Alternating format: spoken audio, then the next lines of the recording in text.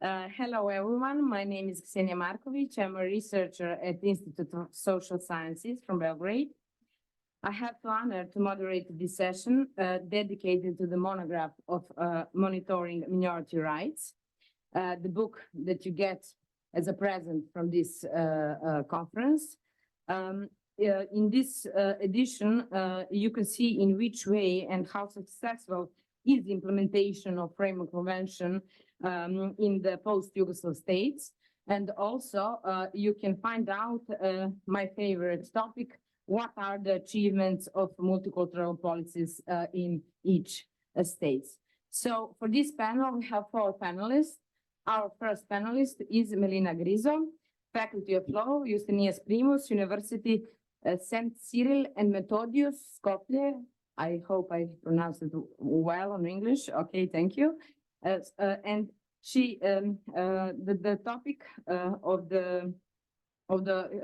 her presentation is minority rights in the international law and the Framework Convention for the Protection of National Minorities. Please go ahead. Thank you very much. At the beginning, I would like to thank the Institute for Social Sciences, Mr. Goran Bašić, and the organizing committee of this conference for inviting me and giving me the honor to participate in this panel. As you have understood already, this is a part of paper which I'm going to elaborate on a paper which I have prepared for the monograph, which was a result of the collection of works resulting from the Institute for Social Sciences and Academic Network conference, which took place last June. The topic of my research was the international law and the place of the Framework Convention in the context of several international law instruments which are dedicated to the minority rights. In short, actually much before the Framework Convention was drafted, the international law already knew several waves of development of minority rights. The first wave took place after the World War I, but as you probably know already, this was a great idea, creating systems of minority protection in the nation states, which actually replaced empires.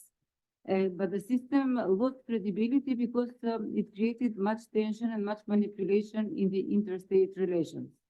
So in the second period, in the period after the Second World War, the United Nations, now the new body which was responsible for regulating international law in the field of human rights, did everything to avoid regulation on minority, considering that it is going only to create problems in the interstate relations. So it was only at the end of the Cold War and the development of the new democratic states on the basis of ex-communist political systems that the minority rights protection international law gave enormous prominence.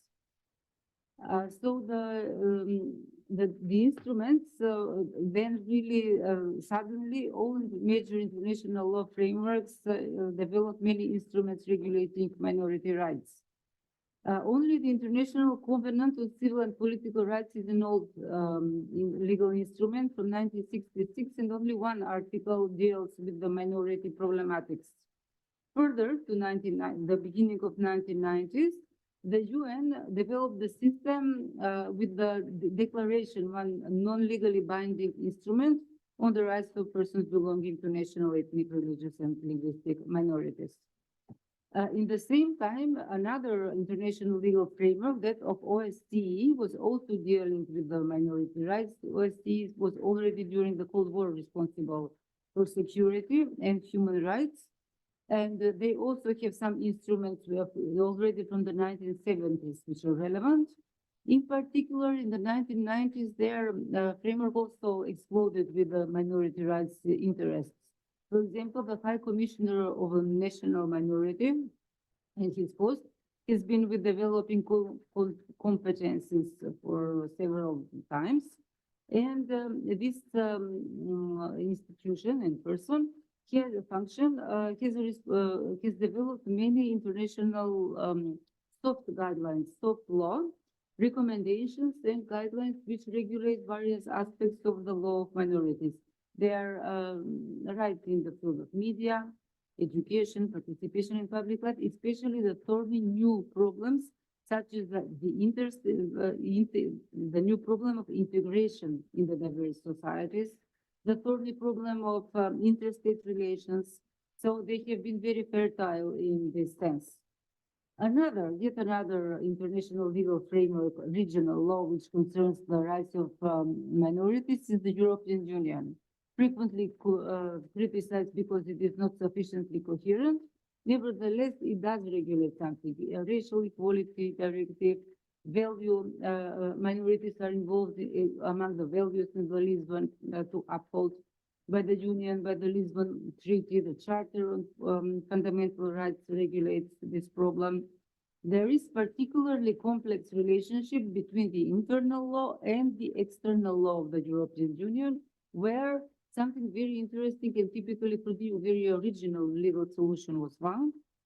The Copenhagen now historical Copenhagen criteria and the documents which are their progeny insist on the respect of minority rights by the candidate states, by the states which are englobed by the policy of enlargement.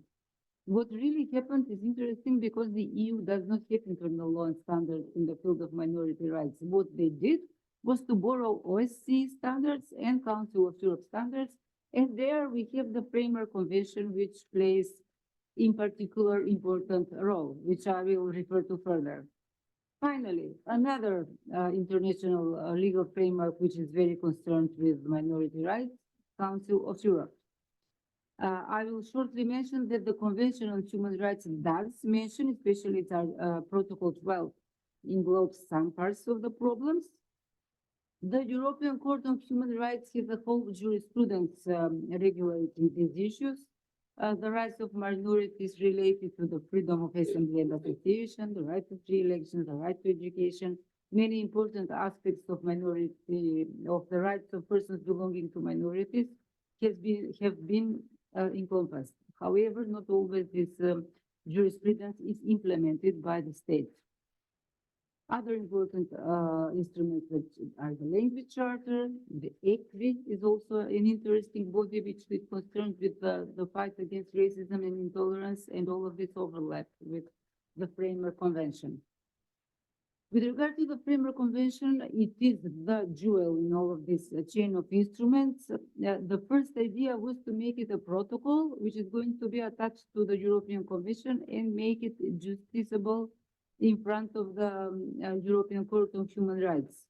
However, this did not work, and it was only developed into a separate convention, which is not justiciable, and that is the main criticism or shortcoming maybe of the Framework Convention. On the other hand, many authors argue that actually it is good because it was easier for the state parties to accept it once it is not a part of the judicial scrutiny of the European Court. There was nothing to stop them from accepting it.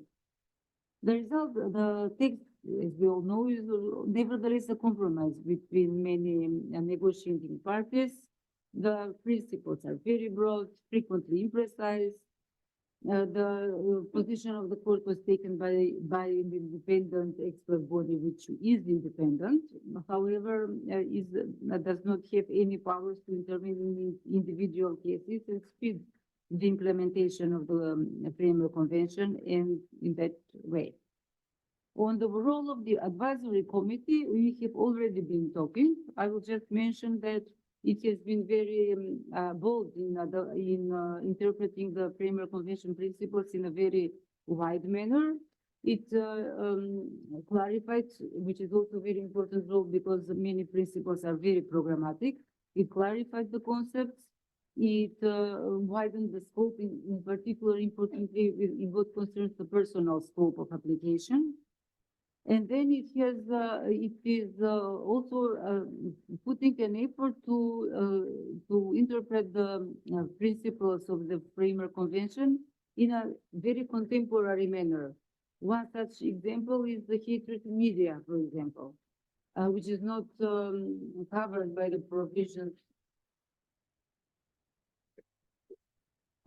which is not covered by the provisions of the framework convention, but which is one of the main problems of the modern society related to the position of the status of the minorities. Many times this improvement or modern, they see the framework convention as a living instrument, and they interpret it in a manner which they consider more the most relevant for the contemporary problems. One typical example is the Roma minority. Framework Convention was obsessed in the 90s with the stability, the problems that minorities may create in interstate relations. And Roma are very specific problem. It is not stability problem, but centuries of marginalization. So what the advisory committee does, for example, is to adapt or to use the principles of the convention to relate to their needs. For example, long paragraphs on analysis on Roma housing, Roma women, Roma position in the social, economic, various social economic aspects of their life, healthcare. They build it on two words of the Article 15, social, economic life. That's it. And then here, the advisory committee boldly explains many things. And then the advisory committee also tries to solve the problem of integration, which turned out in some cases to be a very big problem because the Framework Convention does regulate many minority rights, and in parallel to that, there is this challenge with integration, which is not covered nor foreseen by the Framework Convention, and which is not necessarily against the minority rights, but needs to be treated as a particular problem. So there is much to do, but I'm not going to develop on this. I will stick to my paper. 5 minutes more, I will be on time. Thank you. So what is the impact? Seen compared to all other international instruments, obviously this is one of the most, first of all, the only legally binding in true sense and encompassing enough instrument, but with many shortcomings, as many instruments of international law are actually. It does influence the legislation of member states to a certain extent. It largely depends on the government's will to cooperate and the type of society. And it certainly clarifies the concepts and creates a class of experts. It is not only a wish how to solve a problem, but also it provides standards on details how certain problems should be addressed. And then also it gives munition to the minorities. There are international standards that the minorities may argue are or are not implemented. What is maybe one of the more interesting characteristics of the Framework Convention is the fact that it is, there is always this problem in international law. What if the governments do not want to obey? What is going to happen? And here one observes a synergy in the context of geopolitical changes which were happening since the beginnings of the 90s in a large Council of Europe area, in a large area where the state parties of the Framework Convention are situated. Already in 1993, the European Council, the European Union bodies decided on Copenhagen criteria and that the candidate states for enlargement must obey to minority rights protection. So 13 member states of the EU and of the Framework Convention state parties have been through this process of being valued on regular basis by the Commission with this stick and carrot skillful diplomatic efforts of the European Commission. Currently, there are six Western Balkan states, so it is a huge number of state parties of the Framework Convention which have been or are currently controlled by the European Commission, at least to sign the document, to do something. Some have done a lot. For example, in my country, we are our constitution is based on several principles related to political participation. that is the good thing. So the European Union pressure influenced that. OSCE is also very powerful in many countries still unstable. They also pressure for the same direction. The shortcoming is that once the European Commission stopped evaluating, there is huge backsliding in the reforms, but still, they are still signatories, even that they do not obey, they do not like many of the principles. They are still, if not equal, state parties. That's it. These are the levels of the limits of the international law. So there is this diplomatic game which actually underpins the convention. How many seconds do I have? 1 minute. Thank you. All right, so finally, I think that it is obvious, for example, that there is overlap between the Framework Convention, between the OSCE guidelines and recommendations, overlap between ECRI and the Language Charter and the Framework Convention, which should happen in law. Even in international law, we love clarification. I do not see that this is going to be easily changed because there is this same tension with minorities, and patchwork regulation is better than no regulation, probably. However, there is another problem, the fragmentation of the law, which happens all the time. For example, Bulgaria ignores, and we all criticize Bulgaria, but its neighbors, Turkey and Greece, are not even state parties to the Framework Convention. So why do we think that Bulgaria should when these don't? And both are member states of the Council of Europe. And they just didn't want to sign, and nobody pushed them. And then also Greece is even a member state of the European Union. So it seems that this living instrument, this very original instrument, is going to remain with these characteristics of incoherence, and the whole question of minority rights in Europe is going to continue living with this level of incoherence. Yeah. Thank you, just in time. Okay, thank you. Bravo. Okay, our second panelist is Siniša Tatalović, professor from Faculty of Political Science, University of Zagreb, and he will introduce us with the Framework Convention and its implementation in Croatia. Please.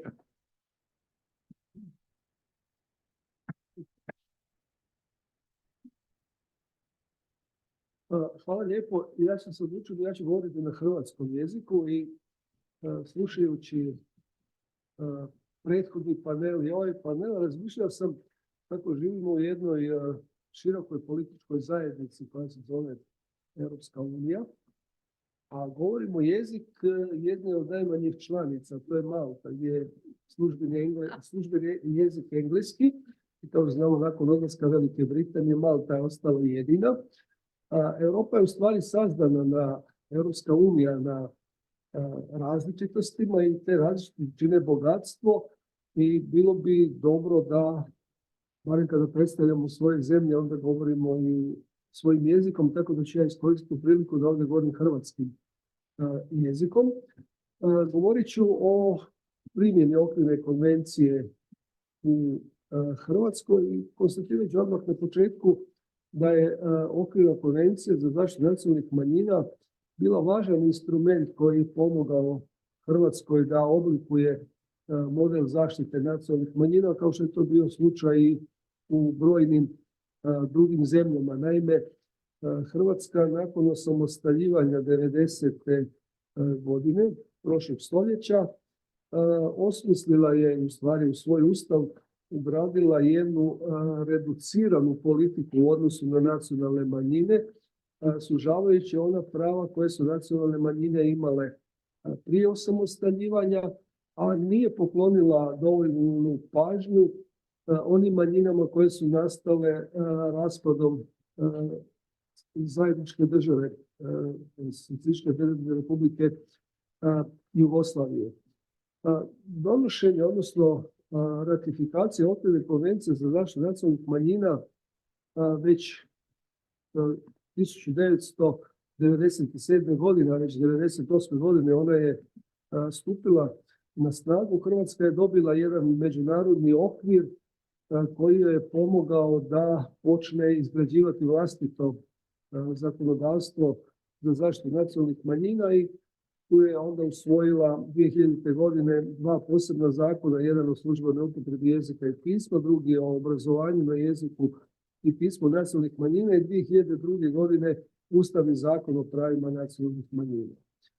Kada gledamo i okvirnu konvenciju i to ukupno zakonodavstvo, onda smo slikovito rečeno 2002. godine u Hrvatskoj imali samo jedan okvir, ali u tom okviru nije postojala slika.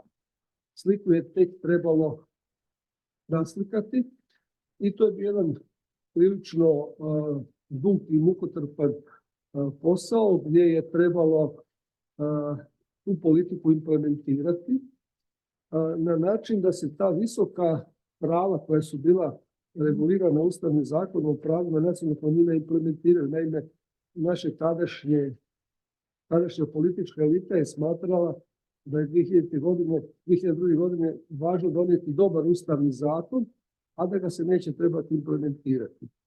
Nakon toga, kada se počeo postupak pristupanja Europskoj uniji, to je onda ugrađeno u pregovarački okvir, tako da se taj zakon morao početi implementirati i to je bio jedan dugi složen proces na kojeg ukazuje i to da su se za njegovu implementaciju svake godine donosili akcijski planovi gdje se analiziralo što je učinjeno prethodne godine i što će trebati učiniti iduće godine.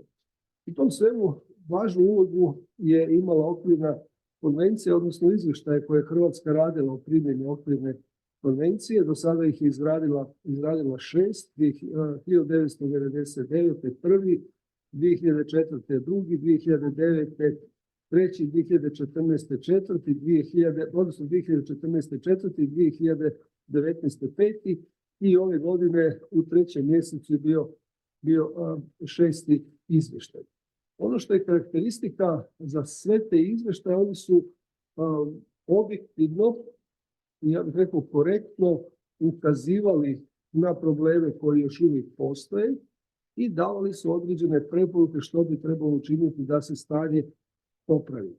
Međutim, kada gledamo zadnjih 25 godina, onda možemo vidjeti da unatoč svim tim dobrim željama, namjerama, u interakciji između tri aktera, na jednoj strani nacionalnih manjina i njihovih predstavnika, na drugoj strani države i njenih institucija i na trećoj strani međunarodne zajednice gdje je i savjetodavni odbor, imali smo politiku koja je više bila usmjerena na to da se zadovolji neka forma, a da se ne ide duboko u suštinu, koja bi onda govorila i o tome da li su ti ishodi samo na nivou planskih dokumenata i nekakvih pokazatelja koji su usmjereni na to da se kaže da je to sve ostvareno, odnosno da li su bili usmjereni prema stvarnim promjenama koje se događaju u društvu i posebno u odnosu na nacionalne manjine.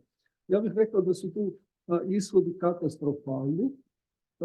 Potkrijepit to činjenicom da je Hrvatska od samostalnosti izgubila 4/5 manjinske populacije. I onda ako govorimo da je suština politike zaštite manjina, uključujući okvirnu konvenciju, da se sačuva etnička raznolikost društva i da manjine mogu u svom identitetu preživjeti u većinskom okruženju, ovi podaci ukazuju da je to poraz politike. I ja sam ovdje to možda malo i dramatično iskazao iz razloga što to nije kraj tih negativnih trendova i plašim se da za 10, 20 ili 30 godina postojanje nacionalnih manjina u Hrvatskoj može biti samo povijesna činjenica.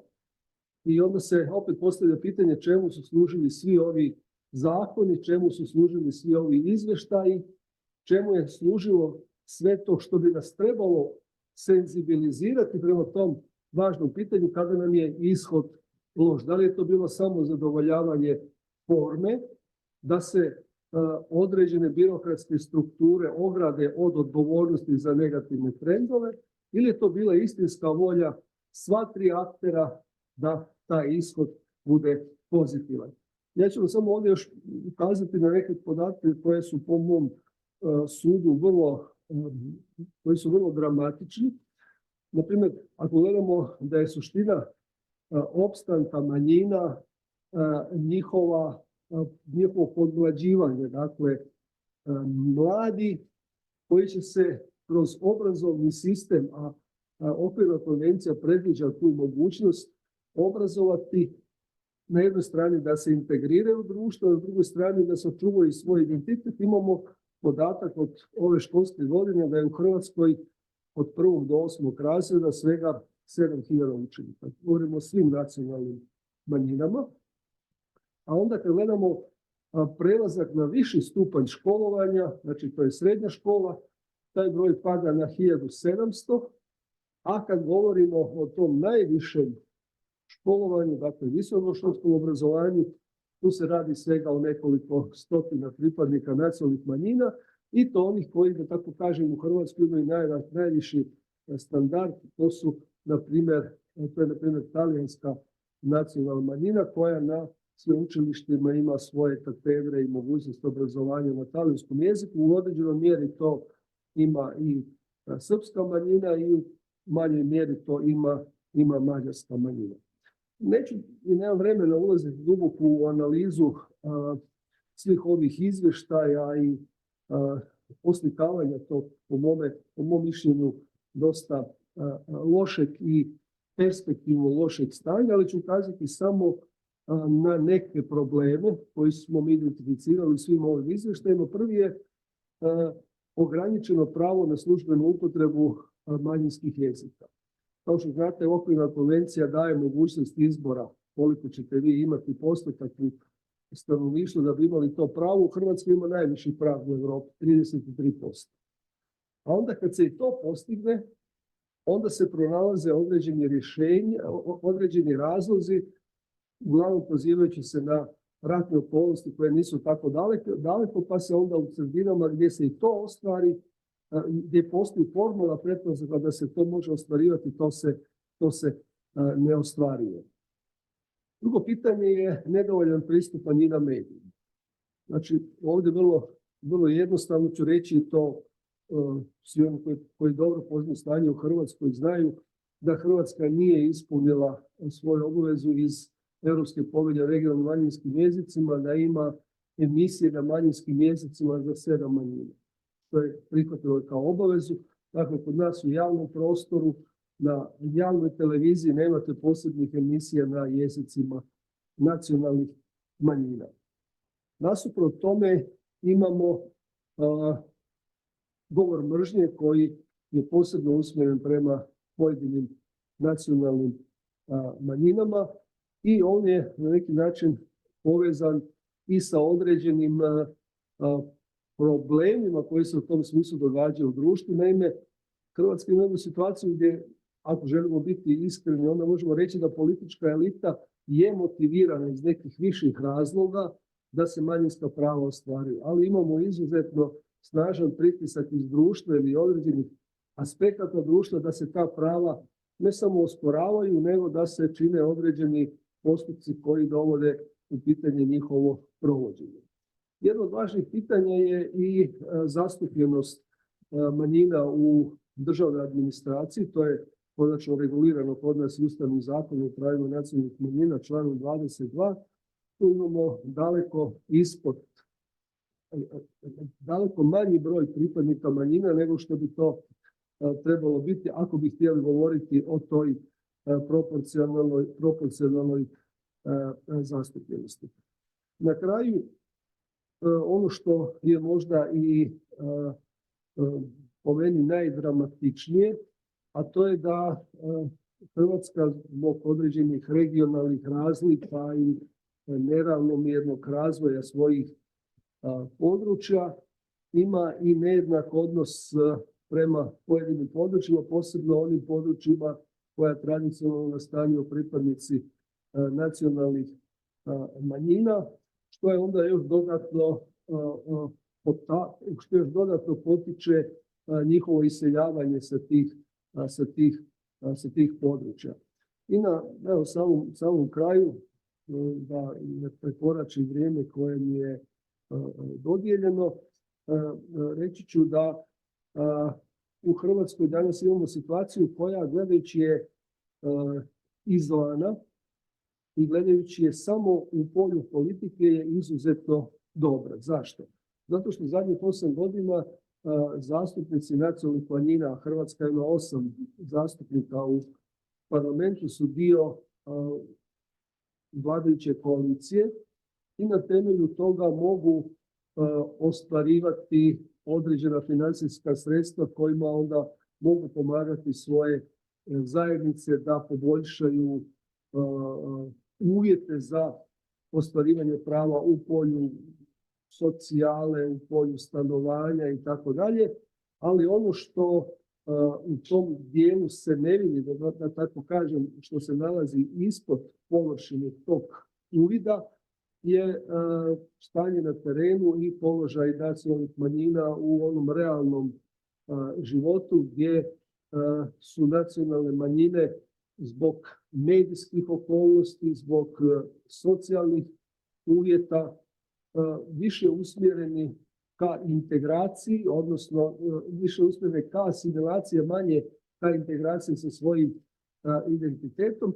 I to u stvari pokazuje da, kad gledamo zadnji popis stanovništva iz 2021. godine, dakle ukupni broj nacionalnih manjina u Hrvatskoj je 240.000, što je negdje oko 5%, ali ono što je tu posebno dramatično je starosna struktura. Dakle, nacionalni identitet su spremni iskazivati oni koji su starije životne dobi, za razliku od mlađih pripadnika nacionalnih manjina, i gledamo onda tu starosnu strukturu, ona je čak 10 godina različita, dakle prosječna starost pripadnika nacionalnih manjina u odnosu na ukupno stanovništvo. Ali manje više ovo što sam ja govorio, možda ovako malo u jednom dramatičnijem obliku, u jednom finijem stanju, da tako kažem, imate u zborniku tekstu koji sam pripremio zajedno sa kolegicom Jakešević, pa ćete onda to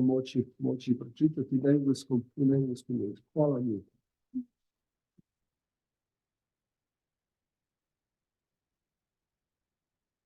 Hvala. Sada ću najaviti, pošto vidim da imamo većinu govornika, sad I can switch to English, whatever. Okay, Mitja, would you like to speak on regional this language or English version? Prepared in English. Okay, so now our next panelist is Mitja Žagar from Institute for Ethnic Studies from Ljubljana, and he will present us his work on the issue of impact of Framework Convention of National Minorities, because as we know, the subject of this conference is the 25 years of implementation of Framework Convention. Mitja, please. Thank you, Ksenia. Actually, I will speak of some of those issues, and I will also try to respond to some comments and some issues that have been raised earlier on in this conference. So it will be a kind of combination of both. And first, I would like to stress that despite all of its imperfections, the historical importance of the Framework Convention is that it was the first legally binding document at the European level, but also globally at that time, that basically focused on the protection of minorities. To be quite precise, it basically focused on the protection of persons belonging to national minorities, which means, and I'll discuss this later on, that it's somehow neglecting the collective dimension of this protection and of minority rights in general. And as you all know, I'm usually defending the broadest possible protection of minorities, the inclusion of all possible minorities, as well as additional rights that should be granted both to minorities as collective entities, as well as to members of these minority communities as individuals. When we speak particularly of an ideal scenario, my ideal scenario would have the following key features. First, minority rights, rights of national minorities in this case, would be recognized and granted and protected both as individual rights of persons belonging to minorities, as well as collective rights of those minorities. Why is this so important? Particularly due to the fact that such an active, a definition of titulars would give active legitimation also to minorities as collective entities, their associations, organizations, and institutions in all procedures, be it administrative, criminal, or whatever, judicial ones, but also within the system of political and social participation, the possibility and the right to represent those minorities. And this, I believe, is extremely important. And speaking of the past, in past we had the situation when the collective, after World War I, when the collective dimension was provided, however, the individual one was somewhat weaker. That is why I'm advocating both individual and collective dimension. In addition to traditional territorial protection that is basically established in the tradition of national minority protection, I would also advocate for personal or individual protection of members of those minority communities in the whole territory of the state. That would be this individual dimension. And secondly, I would advocate for functional protection, which would mean that in some key areas, such as education, culture, information, and so on, also there would be the possibility of those members of minority to exercise their right outside the traditional territory of settlement of national minorities. And thirdly, I would strongly advocate that in addition to so-called negative protection, that actually implies the intervention and protection of the state when rights of minorities are being violated or when the conditions are being somehow not created to realize those. So I would advocate the introduction of so-called positive protection that would actually establish the obligation of the state to provide for necessary conditions to realize all minority rights. As I mentioned before, I would also be very much in favor of expanding those rights, both in adding the new ones and in somehow expanding the scope of already existing ones, considering also recent developments, technology, and so on and so on. I'm very well aware of the fact that this is a kind of ideal utopian scenario that will not materialize, but I think it is extremely important to actually understand some of my comments with regard to the implementation and interpretation of the Framework Convention. And again, I would like to see the Framework Convention to be amended, possibly by additional protocols to include those features. But I'm aware of the fact that particularly at the present, considering the rise of populism, nationalism, and negative attitude to diversities in general, the rise of xenophobia, this is a kind of wishful thinking that doesn't have much ground to materialize. If we speak of the provisions of the Framework Convention, I think that article by article approach was actually an excellent path towards promoting minority rights. Though, as Sinisha pointed out, quite frequently, this was more formal than the action. And in a way, sometimes it was just, one could say, face-washing activity, so that the international community in particular did not criticize individual countries for lacking. However, I pointed out that the most important historic contribution of the Framework Convention was that it was the first binding document. And it wasn't by chance that at that point, several states actually made their reservations and declarations. And it is not by chance that some of the Council of Europe members did not sign, adopt, or ratify. We're speaking now of binding international law. And although there are no real ways of enforcing them, we saw the attitude at the time. And I remember the time of drafting and previously discussing the additional protocol to the European Human Rights Convention and later on drafting the Framework Convention. Actually, what is quite important in this context is that due to the fact that there were reservations and declarations made by state parties, and the way how some other Council of Europe member states actually handled this convention show that even at the European level, there is no consensus on minority rights protection. And therefore, we are on a very slippery ground declaring that what the Framework Convention actually provides are the principles of the international law. We can argue for that, and we do frequently. I'm among those who argue that. However, we should be aware of this fact. We should also be aware of the fact that it wasn't by accident that the Framework Convention, as well as the initial rules of the Committee of Ministers, actually defined the competencies and the work of the advisory committee extremely narrow. It was just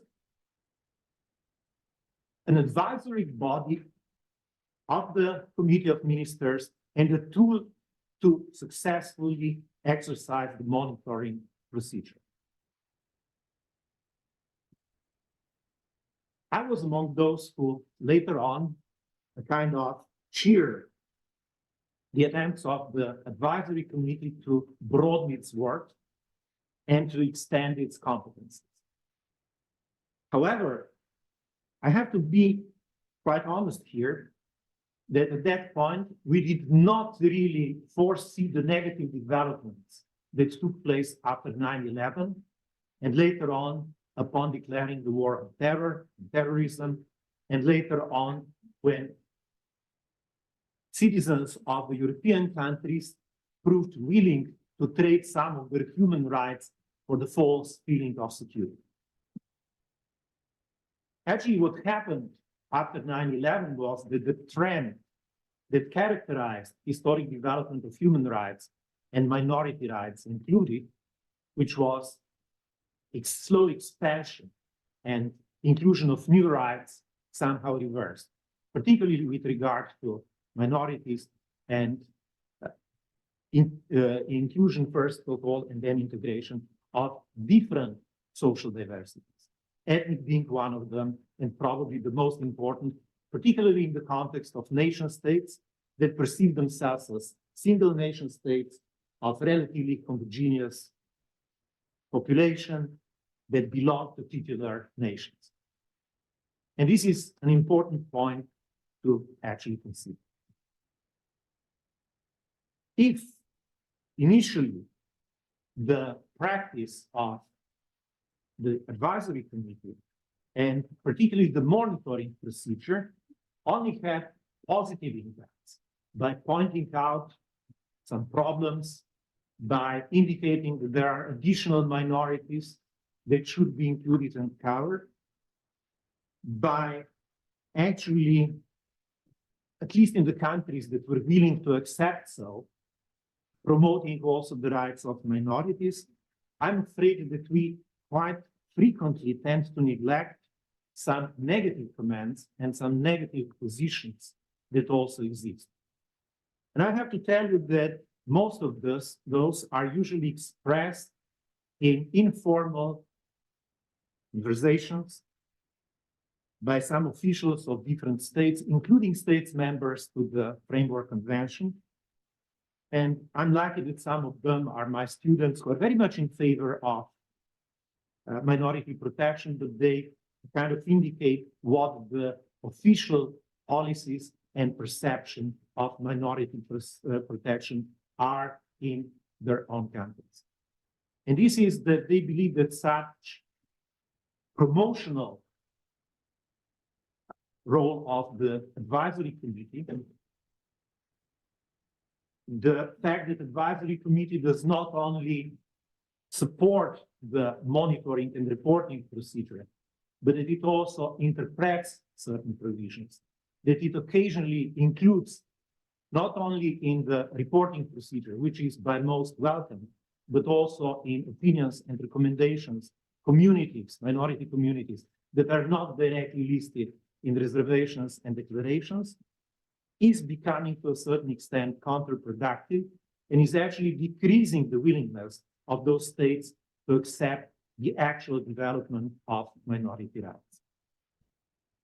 In this respect, I would actually suggest that we seriously consider also those issues.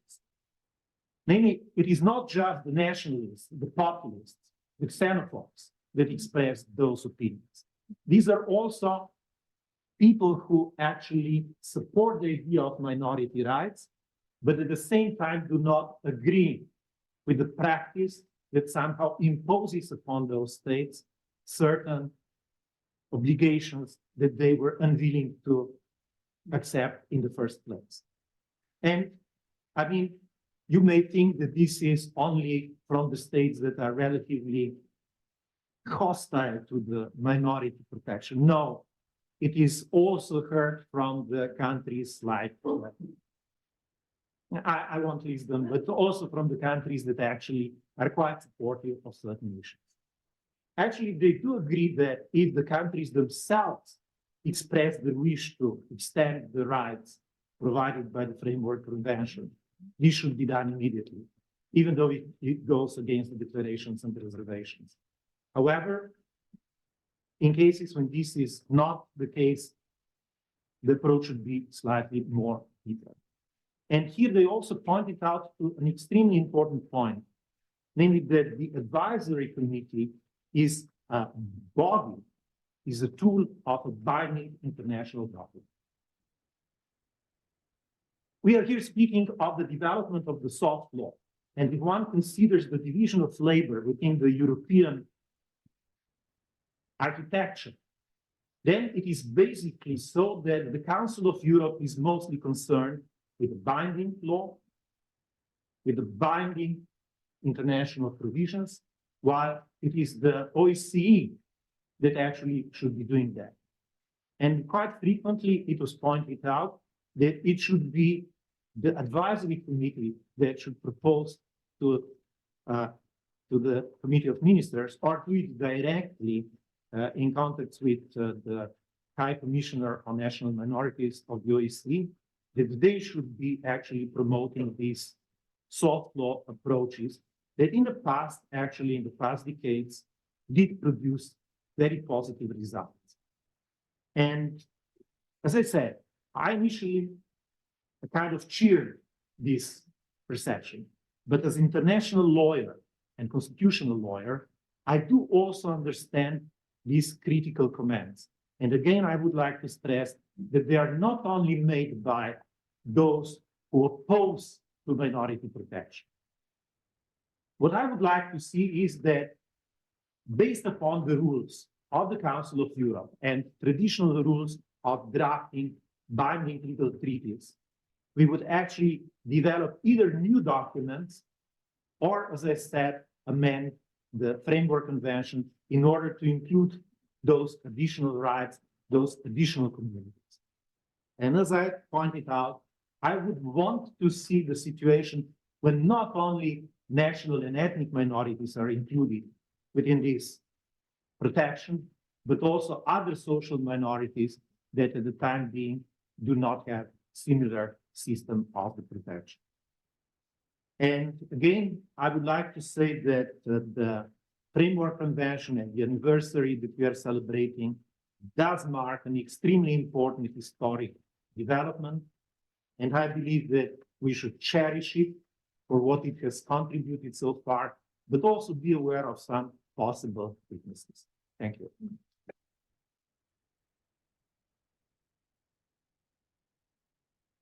Thank you. This was very. If I may just add one sentence, I'm sorry because I then spoke by heart and did not look at my issue. And this is the sentence that is also quite important.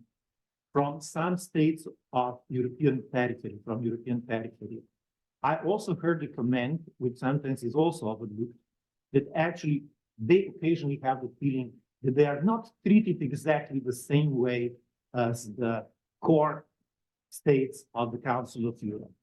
And this is a comment that I think also needs to be noted. Thank you. Thank you. Thank you for this presentation, Mitya. It was very powerful, impressive, and very challenging, and we have a lot of questions to talk. Thank you for that.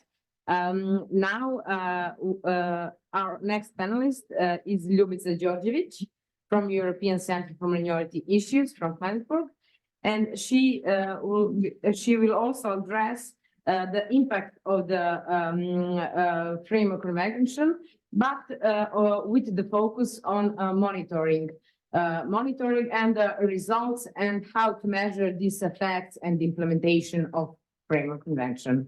Please, Ljubica. Thank you very much, Ksenia. Good afternoon, everyone. So I'm not the author of the monograph which we present and discuss today, but I was very happy to read it, and in my presentation, I would like to make a few reflections, not only on the issues addressed in the monograph, but also on some research which I do with my team at the ECMI about the assessment of monitoring process of the advisory committee and this dynamic between the recommendations and response to the recommendation by the state parties. So I would like to start this presentation, but the statement which was the most striking from the book from the colleagues from Slovenia, Sonja and Miran, who in their conclusion were asking to what extent has the Framework Convention contributed to improving the lives of minorities.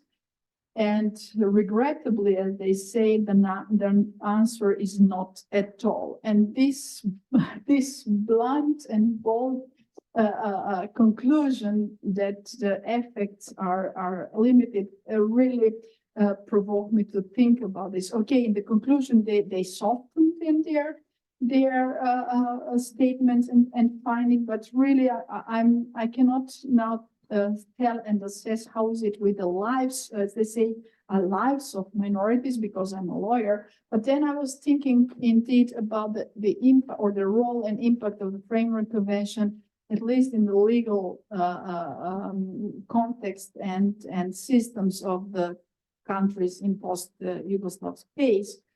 And indeed, there are some differences which I want to, and aspects which I here want to stress out. Indeed, and here I was thinking about external aspects and internal dynamics.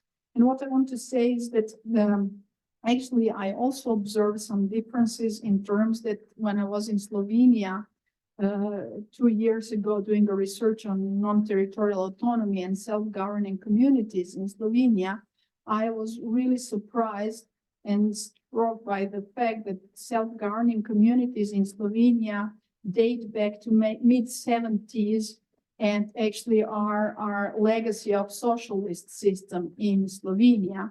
And there are many aspects of Slovenian model which date back to socialist time and even further in history and some historic treaties with Italy, for example, and so on and so forth. So indeed, in that sense, maybe the one opposite is Slovenia, where the Framework Convention came as an instrument of fine-tuning the existing system, to which Slovenia really sticks very hard and is very proud of it. On the other hand, on another pole is Serbia, and to some extent also Croatia.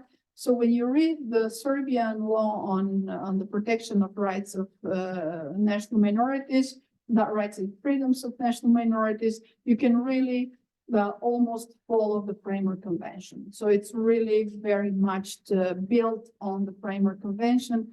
And it can be also stated that Serbian policy, if we can talk about policy, is very much driven by the Framework Convention and then later advisory committee recommendations. And when you ask about the state position and strategy here in Serbia, in the ministry, for example, they refer you to the recommendations of advisory committee. In Croatia, as we heard, also the Framework Convention has played a significant role in shaping the system. In Montenegro, which was part of the Federal Republic of Yugoslavia and then State Union, also maybe not to the extent as in Serbia, but the Framework Convention has contributed to the very shape of the system. On the other hand, for example, in Bosnia and Herzegovina and in North Macedonia, there are some other international treaties adopted in the scope of conflict resolution processes which shape interethnic relations and also minority protection. So Dayton Agreement and Ohrid Framework Agreement in North Macedonia. And I'm saying this in sense to what extent then Framework Convention and advisory committee opinions and recommendations can somehow intervene into the system, which are strongly driven by these peace treaties. This is why I'm thinking about this is the case of Sejdić and Finci in Bosnia and Herzegovina, for example, where the advisory committee made on several cycles recommendations and plus European Court decisions, but nevertheless the system is so entrenched in the constitutional concept and also based on the Dayton Agreement when there is somehow stalemate in this. And also in Macedonia, I sense that it's much more reference in Ohrid Framework Agreement and the setup which is set there and then also integrated later in Constitution. Also Ohrid Framework Agreement, if I'm not wrong, is part now enlisted in the preamble as part of the constitutional tradition and so on and so forth. And then this is the thing how from external, let's say, position of external leverage, the Framework Convention can somehow interfere or bring something new into these existing systems. Another point which I wanted to make regarding this external leverage is the role of EU integration and the role the EU plays in strengthening the leverage of Framework Convention, because it goes without saying that actually the Framework Convention got much of a back push in terms of support through the EU integration process, where through the conditionality, actually many principles of the Framework Convention are used to assess the implementation or the compliance with the benchmark which the EU then applies to candidate countries. On the other hand, when it comes another level which I find relevant is this internal dynamics, and to what extent actually this dynamic between majority and minority, and especially in the in the political dialogue and negotiations and bargains between minority and majority, and especially in terms of government forming, actually minorities and majorities get into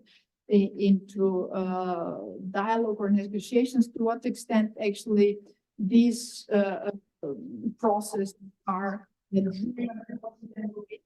the framework convention. In terms of it's not essential, and in terms that minorities might also have different claims, or they don't always base their claims in the principles and standards set in the framework convention. But nevertheless, it is very useful and used also by minority representatives for external legitimization of their claims, to make references to the provisions of the framework convention. Interestingly, I need to state it here as a side remark, national minorities are not always, if I might generalize, but we can also see that national minorities are not always in favor of some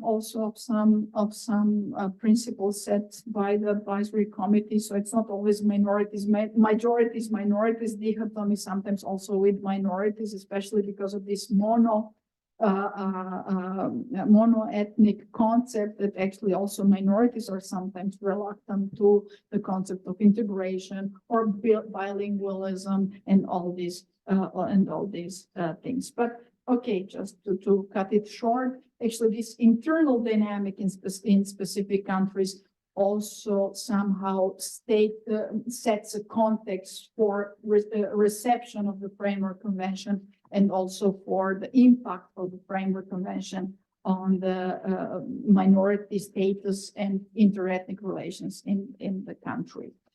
And well, in my presentation, I wanted to also shed light on some of the general core issues about implementation of the framework convention in the region, notwithstanding the specific country specifics, but I wanted to bring to give here some general comments. The first one is the quality of legal framework, and something what is really common for all of the authorities and in state parties, that they are very somehow proud of the legal framework, and they are always claim that the national protection of national minorities, their state is like model one and ideal, and it's almost like they're very somehow proud of their models. And usually it's also very much positive assessed by the advisory committee, this developed and very nuanced legal framework in general.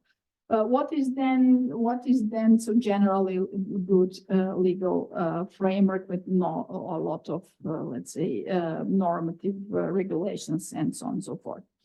What is the problem there, and this is a general trend, is the implementation gap and the level of discrepancy between the normative framework and the implemented rights in the practice. So there are two things which I would like to state here about the legal framework, that nevertheless recommendations also, especially in the earlier phases, but also nowadays, go into improvements of the legal framework. And there have been, of course, recommendations where there is a need to adoption of a new law or amendment of the law provisions, so make it more in compliance with the framework convention. And in this sense, I must say that the countries are not always following these recommendations one by one. So there's also sometimes there are changes in legislation, but also national contexts are taken into consideration. So it was always full follow of the recommendations. And plus something what is I can say more because I know the Serbian context best. But maybe in other countries is the case is the factor of time. It comes often with delays when it comes to this adoption of laws and so on. So on the other hand, when it comes to this legal framework, and this it has to be. It's also interesting development that sometimes when authorities don't have a solution, they adopt another law or strategy, do something with legal, and then show that they are doing something on the topic or on the recommendations. So trying somehow to disguise intentionally or not intentionally. The lack in implementation, but adopting new strategies or new laws and so on. When we talk about implementation gap, then the question is, of course, how we can measure this gap.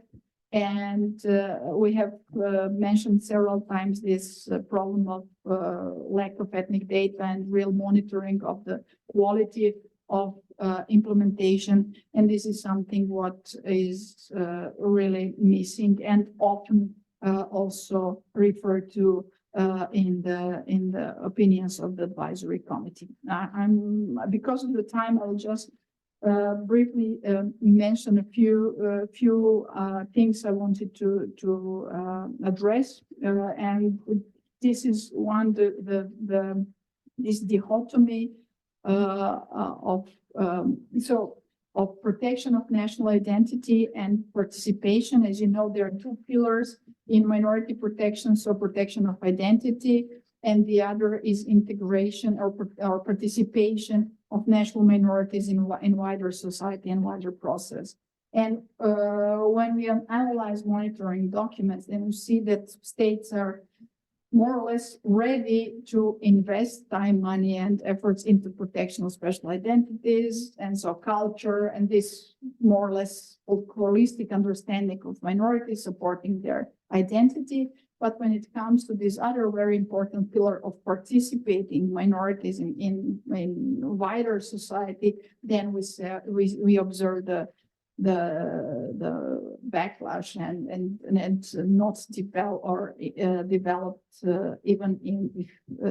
even if in legal format, but in practice channels for participation, especially the participation in administration and the aspects which are not like parliamentary participation, which is also very symbolic. So in other areas of participation, these policies are lacking, and there are recommendations in this respect. And when it comes to participation, then is of course another segment very important is the question of integration of societies. And this is something which is more and more very prominent in the opinions of the advisory committee in all these countries. Is the need to strengthen intercultural relations and communication between the communities.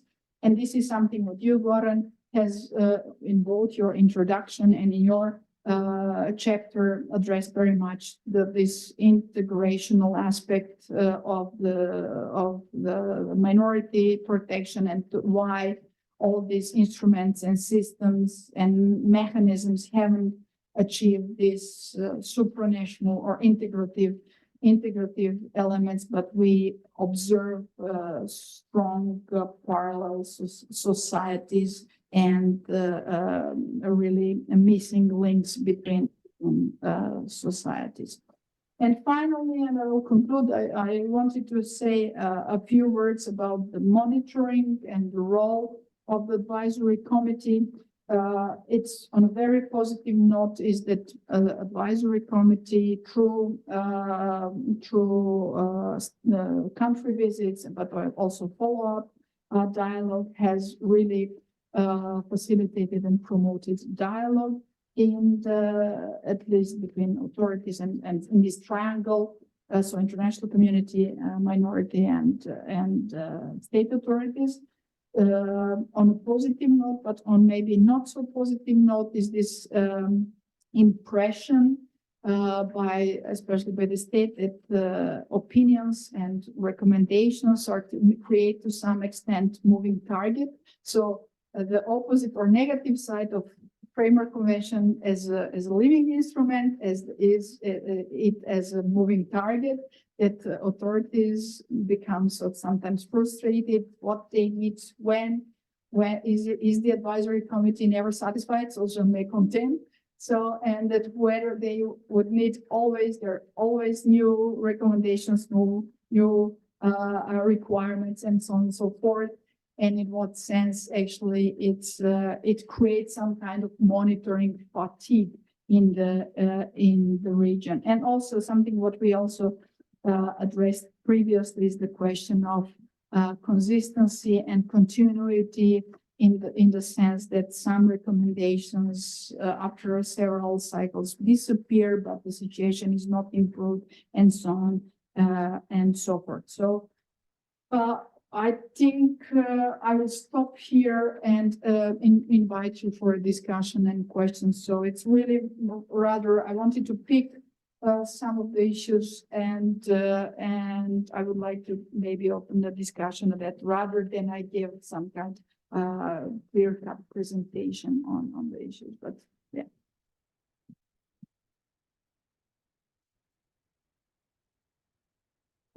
Thank you, Ljubica, and thank all panelists that you respected the time. The time is very important in these days. We need to save it. Well, now I would like to open the floor to the participants of the conference and to give you opportunity to ask some questions to the panelists. And also I want to just one remark that is also important about this time issue.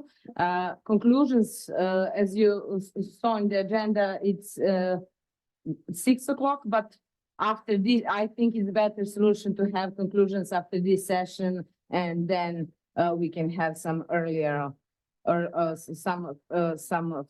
we can finish earlier to go on, because it's a less session and less day.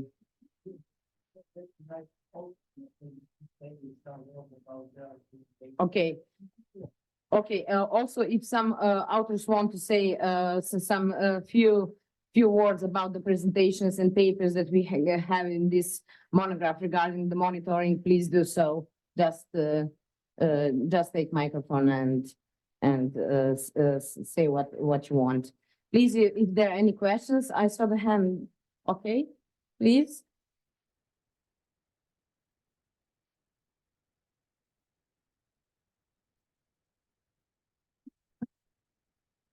Thank you very much. Thank you to the participants of this panel.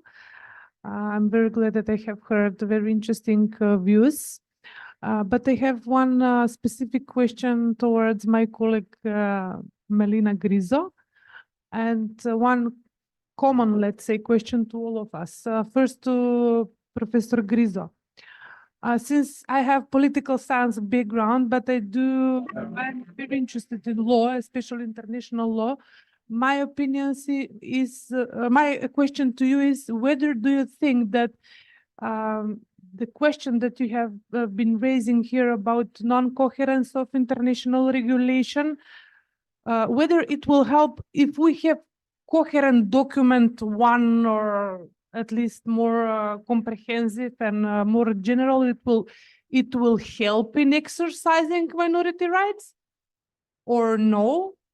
Because still minority rights are becoming securitized, then they are becoming a platform for ethno-populism, and it seems like we are all the time in this vicious circle, addressing that is important and politically not, they're not effectively exercised. So the question is concrete. Whether do you think it will be helpful if we have one, let's say, general international document binding for all the states, except those that we know that traditionally are not willing to be abide by the international law, even in the case of Hague and other important cases where human rights and especially minority rights are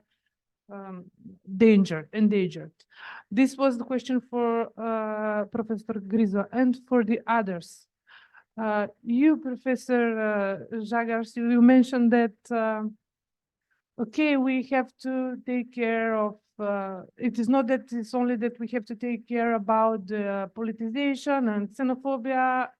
What are we going to do as academia? And what should we do as academia? Because I found your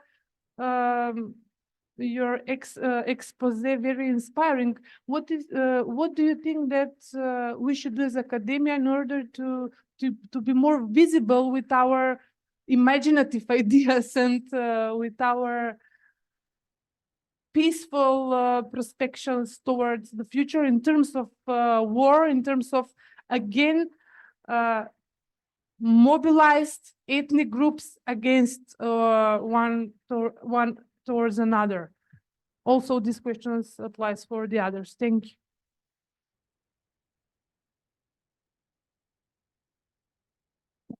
Okay, we have one more question. Just wait for the microphone because of the Zoom and translation.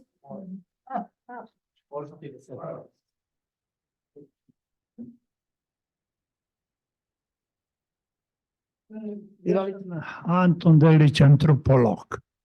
I moram odmah da kažem da ja znam kako nestaju ljudske zajednice. Zašto? Slušajući ovu dvodnevnu raspravu, meni se nameće ključno pitanje na koje ja nisam dobio odgovor. To ne znači da je drugi nisu. Dakle, da li je Evropska unija napustila ideju interkulturalizma? Meni se čini da jeste. Da je to učinila u proteklim godinama na talasima Sredozemnog mora.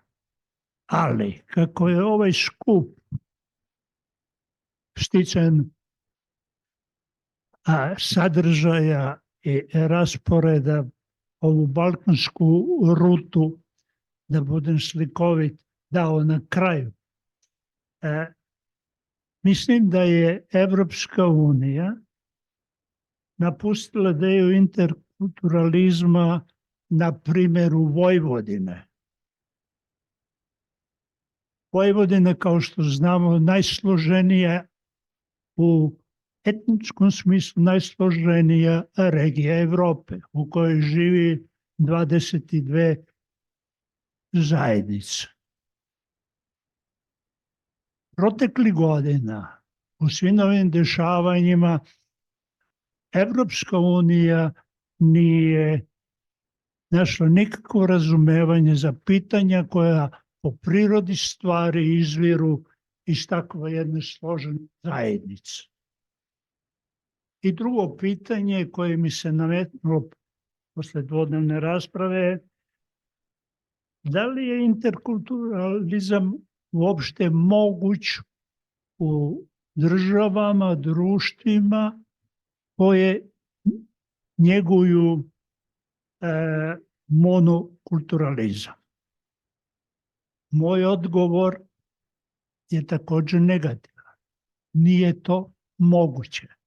Zajednice, male zajednice, nisu u moći da menjaju tok stvari. Kao što znamo, državu čine 5 prstenova, političko-pravni, ekonomski, društveni, organizacioni i etički. Ako manjinske zajednice nisu integrisane u sve te prstene, u sve te segmente, one nemaju mogućnost da prežive. Završio bi sa statističkim podacima vezano za zemlju domaćina. Ove godine saopšteni su nam rezultati popisa stanovništva. Oni su duboko poražavajući. Primjera radi samo jednu, najbrojniju. Ću spomenuti ovo slučaj. To je mađarska zajednica koja je za 10 godina izgubila trećinu, 70.000 svojih pripadnika.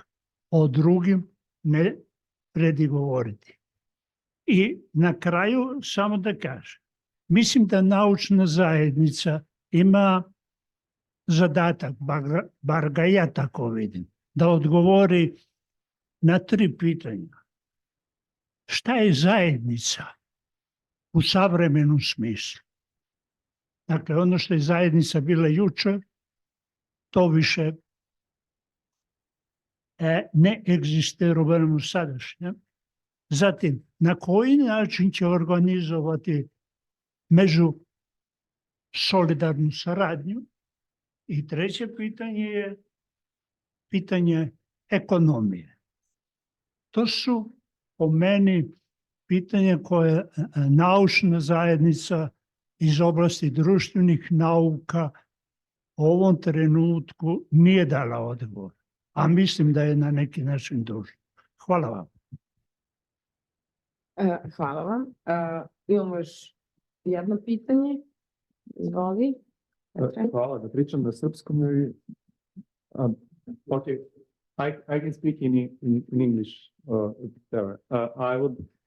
First, I would like to thank you for your presentation, and also it's one reflection to the presentation of Mitja Žagar.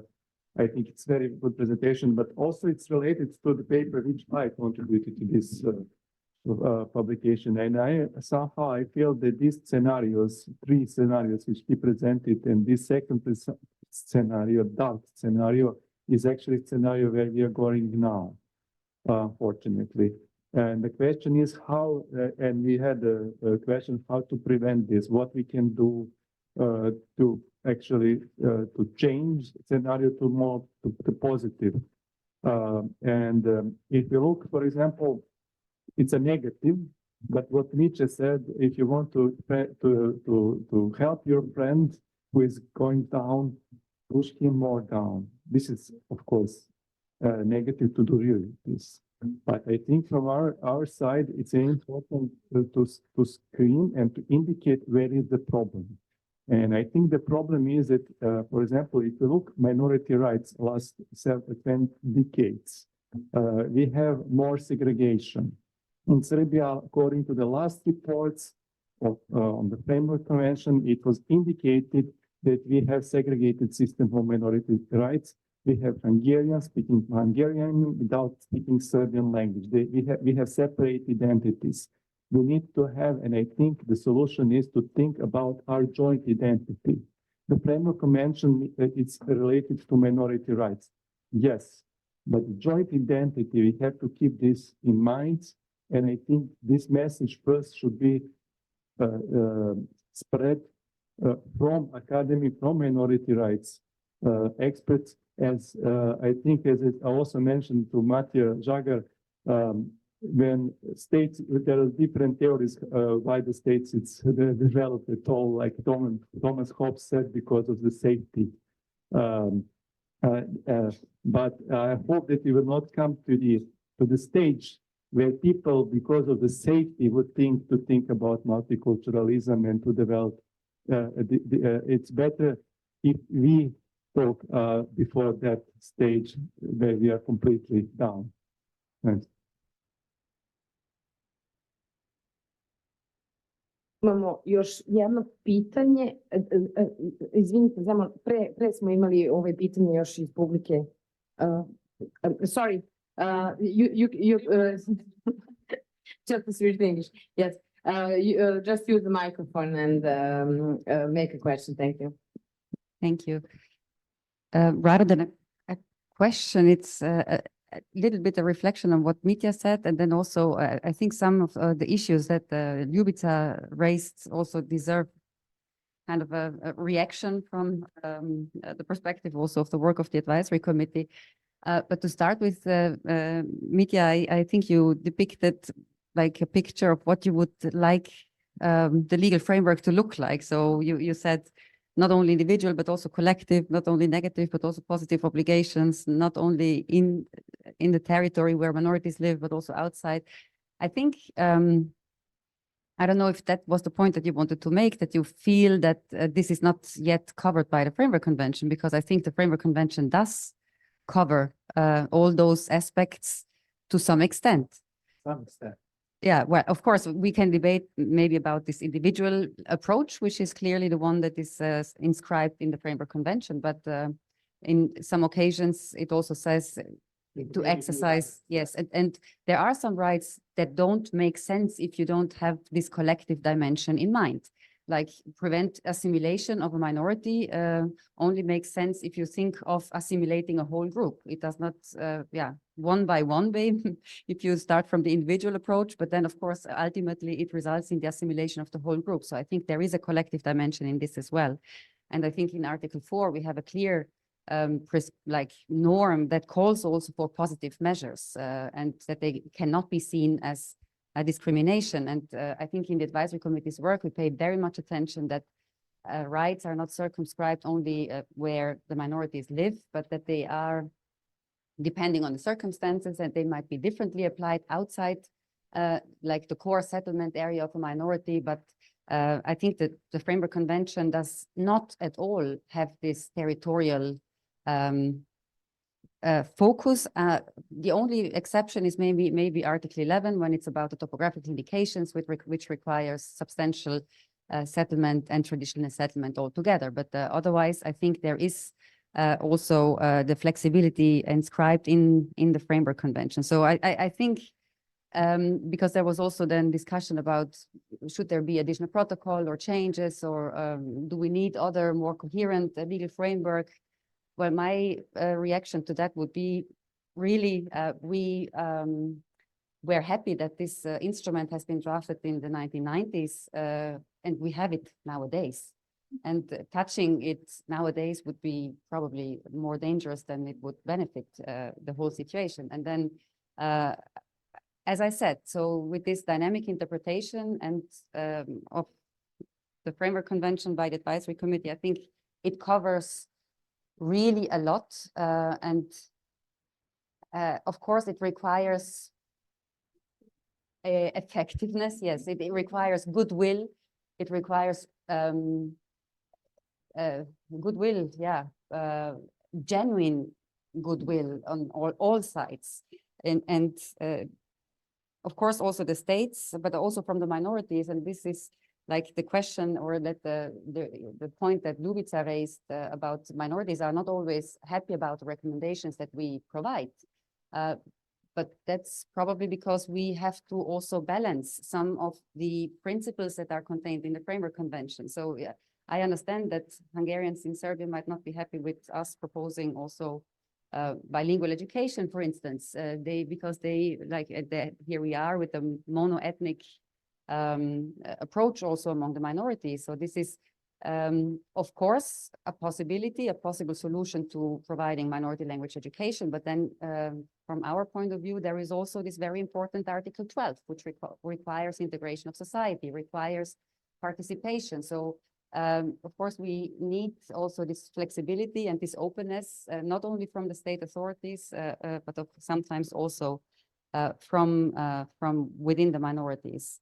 And then, like, opinions are as a moving target that you also addressed. I think, yeah, that's indeed a good question. Will there be some point where the advisory committee will say, now we are happy? Probably not, because societies change and the needs of minority communities change. And therefore, it will always be a new reading of the situation from cycle to cycle, which will require new recommendations that haven't been included in the previous one because situation has changed. So I'm not sure that we can make the promise of at some point the advisory committee being satisfied completely because, yeah, but who knows? I don't want to exclude it.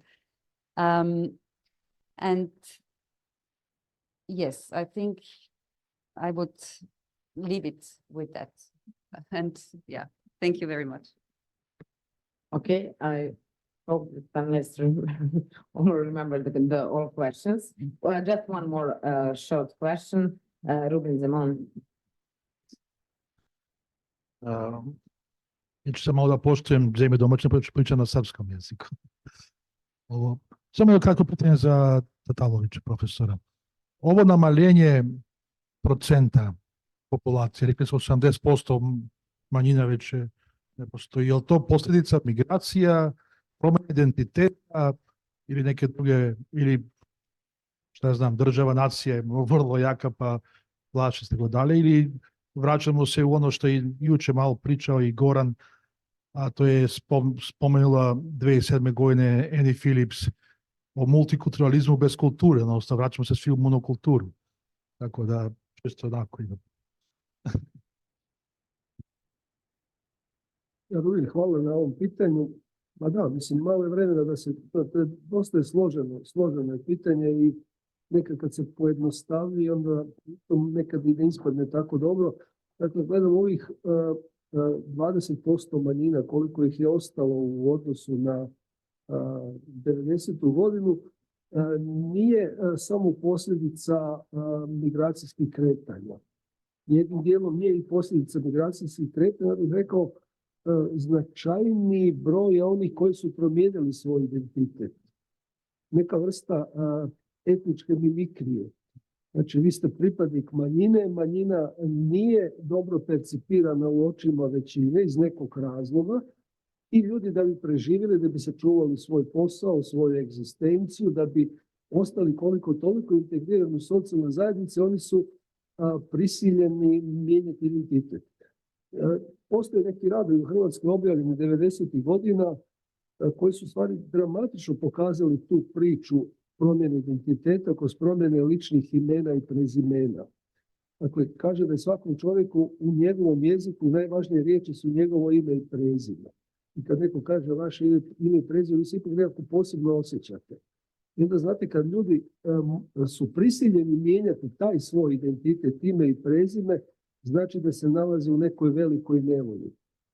Oni imaju dva izbora. Jedan izbor je da zbog tog svog imena i prezimena migriraju, da odsele u područje gdje će biti prihvaćeni, obično u državu matičnog naroda ili negdje daleko, a drugo je da zbog nekog razloga žele ostati, spremni su na taj kompromis da mijenjaju svoj identitet. Ne samo nacionalni u iskazu, nego i svoj osobni identitet kroz ime i prezime.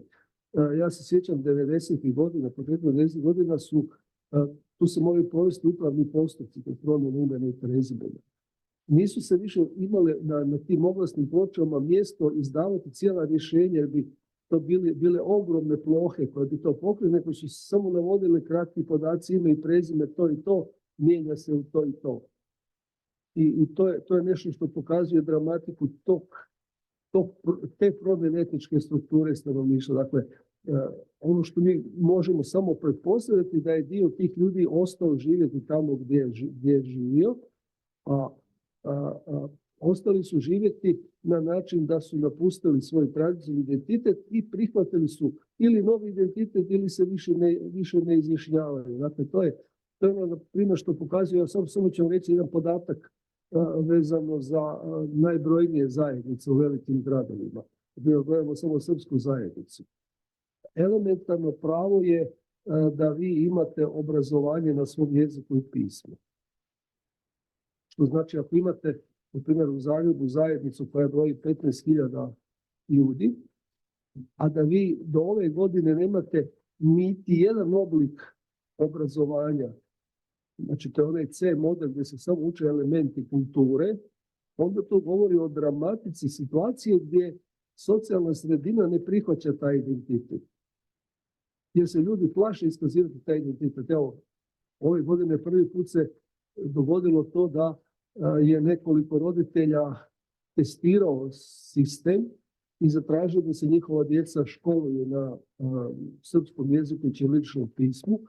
Ono što ja znam, naišli su na niz birokratskih prepreka koje su morali preskočiti, jer kako su ta djeca iz nekoliko kvartova, onda se moralo odrediti da bude jedna škola. Onda imate ravnatelje koji su prebacivali jedan drugom taj vrući krumpir, da to nije popularno da se u njihovoj školi to realizira, ali evo, to je krenulo, ali to je samo više jedan vapaj manjine da pokaže da ona tu postoji. A ono što je možda tu sad jedna nova politika koja se osmišljava, barem kad se govori o Hrvatskoj, dakle, ovdje je gospodin govorio jako dobro, mislim, o interkulturalizmu.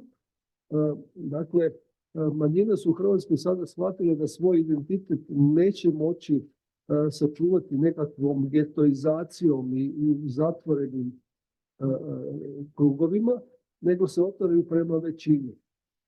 Tako da, primjer, znam da je Srpska zajednica glavne svoje programe ove godine napravila tako što je, na primjer, obilježavalo 80 godina od smrti velikog hrvatskog pjesnika Ivana Gorana Kovačića. I na taj način je privukla veliku pažnju socijalne sredine ili organizirala je veliku izložbu koja još uvijek traje hrvatskih i srpskih slikara. Što je poanta tih programa? Poanta tih programa je da vi pripadnika manjine koji se plaše doći u organizacije te manjine oslobodite na način da će imati programe koji će privući pripadnike većinskog naroda. I to je možda jedan, da tako kažem, blaži pristup očuvanju identiteta koji će biti prihvatljiv većini. Jer ako vi nemate prihvaćanje većine, vi nemate šanse sačuvati svoj identitet. Vi u većini morate pronaći saveznike koji će vam pomoći u tome. I to je jedna politika koja je možda malo drugačija u odnosu na ovu koju proklamira okvirna konvencija. Okvirna konvencija je jedan propis koji je formatiran tako što su se države dogovorile o minimumu onoga što bi one trebale poštovati. Neki su rekli mi to i nećemo kao što to radi Francuska. A onda su u tom meniju svako odabira ono što njemu odgovara. Onda na kraju imate predstavnike država koje države nominiraju tamo i oni u biti su predstavnici država, iako ne zastupaju interese država, koliko ja to razumijem, ali to uvijek postoje kompromis, znate. To su časni i pošteni ljudi koji žele napraviti objektivni uvid u stanje u nekoj zemlji, ali u tom cijelom političkom procesu, onda tu kad se to sve šmirila, kad su ovi izvještaji države, pa su onda nekakvi nezavisni eksperti, izvještaji i tako dalje, dolazi se do nekog kompromisa koji bi trebao, u pravilu omogućava neki korak naprijed. Ali taj korak naprijed nije toliko snažan i jak da bi se ta prava dodatno učvrstila, nego je na neki način kompromis između ova tri akta koje sam rekao, države, predstavnika manjina i onoga što kolokvijalno možemo nazvati međunarodna zajednica u slučaju Vijeća Europe. Hvala. Imamo još jedno pitanje ovde, pa da damo onda priliku panelistima da odgovore, pošto od prvog kruga pitanja prošlo dosta vremena. Hvala. Ja nemam pitanja, samo bih kratko refleksiju na ovoga što je sada rekao i Siniša i Mitin i Rad i na kraju podržao bi Emino mišljenje. Okvirna konvencija je upravo to što i kaže u nazivu okvirna konvencija i ona ne može, ona je otvorena. Ona pokušava da utvrdi princip, ne pokušava na osnovu principa koji su utvrđeni, ona daje preporuke kako bi trebalo da budu dobro uređena multikulturalna društva. I to je mandat okvirne konvencije, sve ostalo je na državama, na odgovornim građanima i tako. Tu je sada pitanje demokratije u Evropi, ona nije svuda na istom nivou. I tu su mnoga tu pitanja otvorena. I sada hvala što ste me podsjetili. Pre 25 godina sam mnogo manje iskustva nego sad što imam, napisao sam jednu malu brošuru o tada tek je okvirna konvencija stupila na snagu. I tada sam napisao da je okvirna konvencija magna karta manjinskih prava u Evropi. I sad kad sagledam, ona to i jeste zaista. Ona je jedan nepisan dokument koji živi, to je danas Antonija, koji mi se rekla, koji se razvija, koji kroz svoje preporuke, kroz svoju praksu u suštini uspostavlja novi taj environment za evropske multikulturalne politike. I tako je treba i sagledavati. A što se tiče, barem ja tako sagledavam, ne plediram da je svi tako moramo sagledavati. A što se tiče eksperata, ja mogu govoriti na osnovu svog iskustva. Da, država me je predložila, ali uvek sam zastupao svoje mišljenje. Svaki put kada sam bilo šta više, nisam se složio, nisam smeo da glasam, nisu mi dali, nisam se složio sa mišljenjem o Srbiji. Mislio sam da je preblag. Tako da, ali je tamo bilo još 17 kolega koji su mislili drugačije. Ja ne bih glasao, tako da. Nisam mogao glasati, da. Ali u principu nema se šta puno prigovoriti formatu. Format će rasti sam po sebi. Pitanje je da li će ovo što je rekao malo pre gospodin Devištik, da li će multikulturalnost ovakva kakva jeste opstati u Evropi. Ona je ugrožena u ovom vremenu u kome živimo. 90. godinama smo preživjeli i uspeli smo da napravimo neke odnose. Pitanje je šta nam nosi, ja se toga plašim, šta nam nosi budućnost koja je prosto već nekoliko godina veoma izazovna i donosi nam sve veći i veći izazovi. Izvini, Ksenija, nije bilo pitanje, ali... U redu, ja bih samo dala priliku sad panelistima da odgovore na pitanje koje smo imali. Bilo je pitanje za Melinu Grizo, za Ljubicu isto je bio jedan komentar i bila je rasprava između Mitije i predstavnika Savetodavnog komiteta oko okvirne konvencije. Izvolite.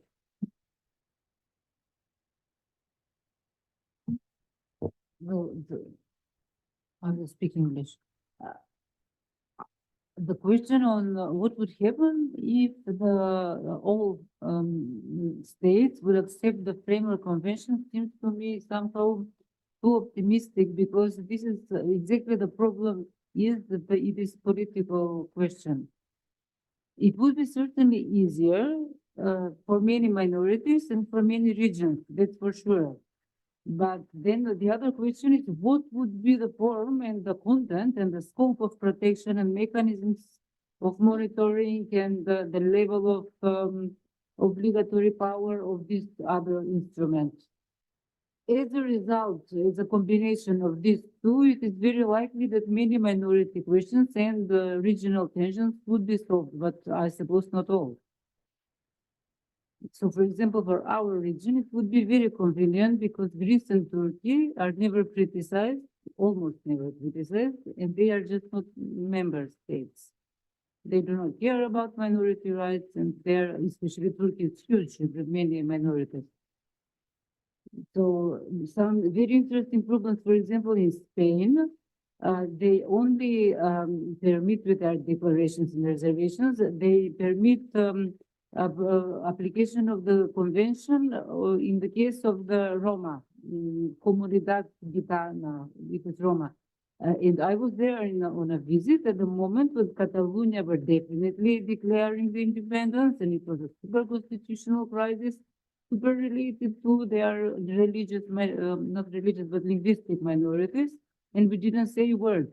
If they were ready to use the framework convention as an instrument, it might have been very different. Maybe. I mean, there is no panacea for all political problems, especially not for those related to minorities. But certainly they would have tried to make some compromise. As it was, we were analyzing the Roma question, which is also complicated and so on, but we didn't analyze these burning constitutional problems that they have. So it has potential, but it is in the nature of the problem that somebody, France doesn't want it, Belgium doesn't want it. In that case, if it would enter into the constitutional profile of the EU, then it would be certainly much easier. again, not a panacea, but easier. But I think it is very hypothetical. But minorities are a problem because they're so contradictory, so controversial. Okay, Jovica, everything else? Yes, thank you. I can, well, when it comes to Emma's comment, I don't have comment to comment because I agree that, and I support the approach of advisory committee of taking into consideration the context and also power relations in terms and so that they are really address and respond to the specific needs and context in the country. I would like to make to use this opportunity to make two comments. One on the EU. I'm sorry, I forgot, I didn't catch your name, but I knew that it's anthropologist, Mr. Dr. Anthropologist. That's the last colleague. Okay.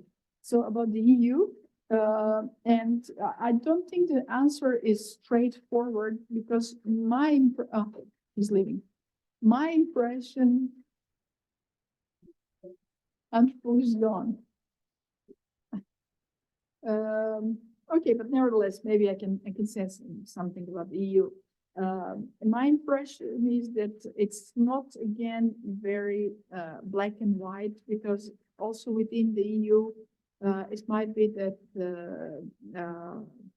first of all, fundamental rights agency is of course also promoting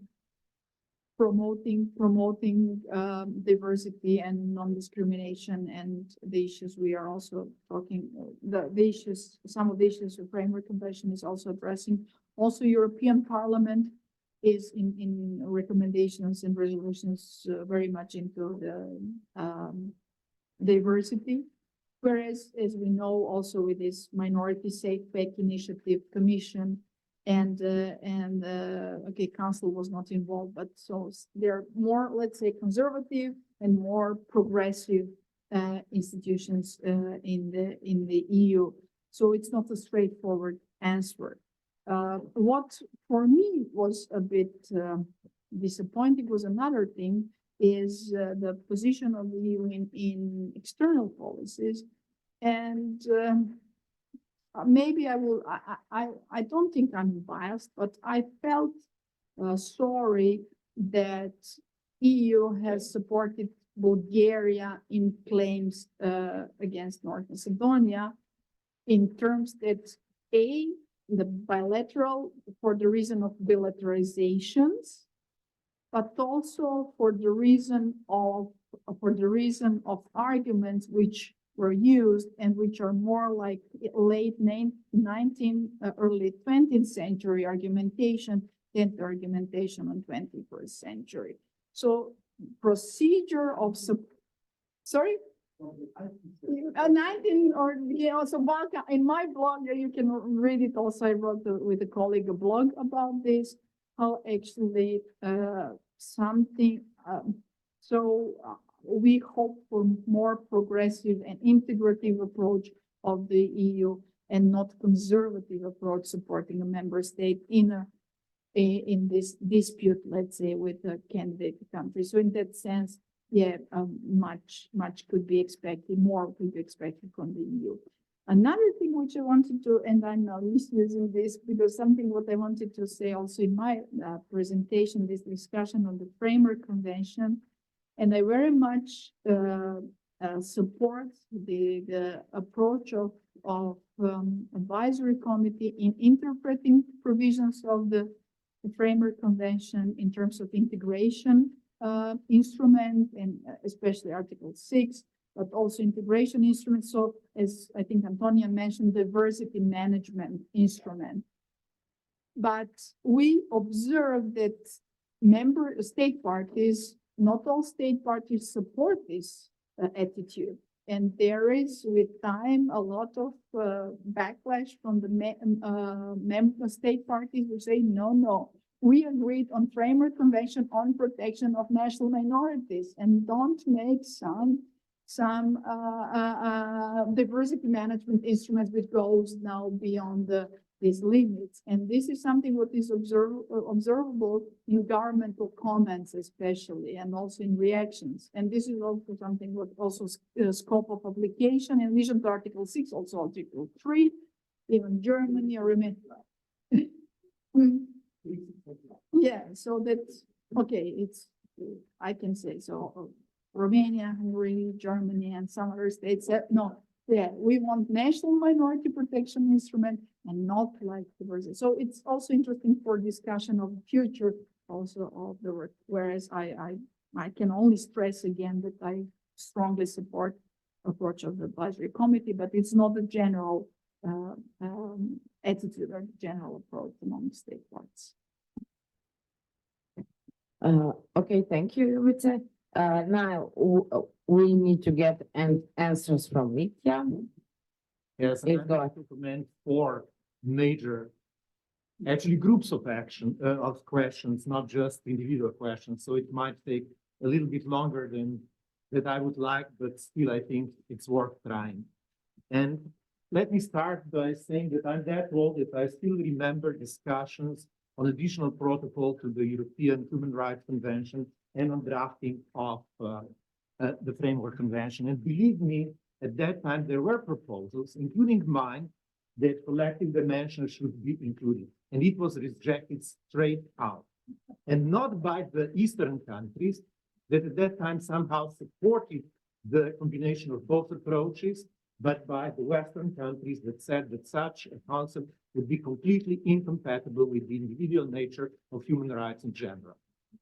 And that was an extremely firm position. And it was also a position that existed when the convention was adopted, signed, and opened for ratification. So, bearing that in mind, I would guess that although there were attempts made to actually broaden this scope and to include at least some view of collective dimension of these rights, that it has never been fully accepted and agreed upon. And as I said, if we were to discuss just soft law and the guidelines that need to be developed and presented, and hopefully the states would follow them, that would be perfect. And I must say that also I supported the idea of article by article approach of including new communities and so on. But at that point, it was much narrower and much more carefully done than it is done now. And I agree that with developments, we should expand. However, the problem is that as then we should also somehow try to take into account the actual situation globally and in Europe. And what we have encountered now is that countries are more and more reluctant even to discuss the issues already being explored within the Framework Convention.